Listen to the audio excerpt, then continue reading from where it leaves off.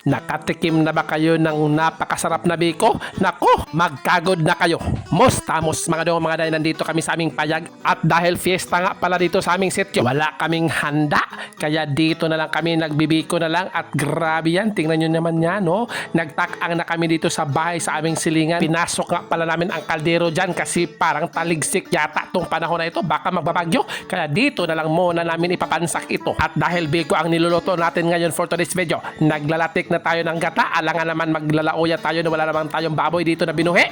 Ang requirements nga pala sa pagluto ng biko ay dapat marunong ka ring umukay. Kasi pag pinasagdan mo yung ukayin, nako, mapapagod yan na parang jowa mo na napapagod na sa ugali mo. Hindi ko na video ang pagbutang ng mga latik-latik dyan sa pilit. Sa totoo lang sila talaga ang nagluto ng biko. Igo lang talaga ako dyan nagkagod. Pero alam nyo ba sa totoo lang mga day, kung walang tigkagod, hindi talaga mabubuo yung mga biko nyo. Kaya ito ako ngayon nagbabaka sakali kung sinong gustong magpakagod dyan para masabutan natin at mabuk ko na agad dyan.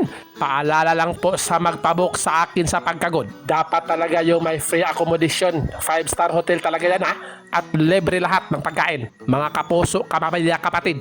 Nilagyan na yan ng nilunok kong lahat. Alam nyo ba kung anong nilunok or lunok? Yan yung nilalagay sa toppings. Taligsik na nga mga day. At yan oh, grabe, wow, ang bango talaga. At ang dukot talaga, ang bida talaga pag magbiko ka. Kasi sa dukot talaga, mag-aaway talaga magkakapatid kasi mag-iilog talaga sila ng dukot na yan. Pero okay lang yan kung dukot ang pag-aagawan kaysa naman sa lupa.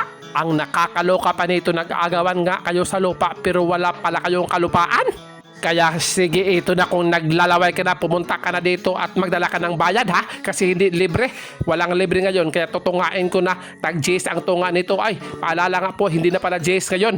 20 pesos na kada tunga na yan. Kasi sobrang mahal na ng mga pilit, sugar at iba pa.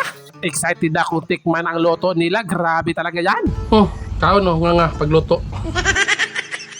Iba talaga ang biko pag kompleto talaga sa niyog or gata. Grabe talaga, hindi ka talaga magmamahay. At kakaiba talaga yung fiesta dito sa amin kasi walang lechon. Biko lang talaga yung bida. Wow!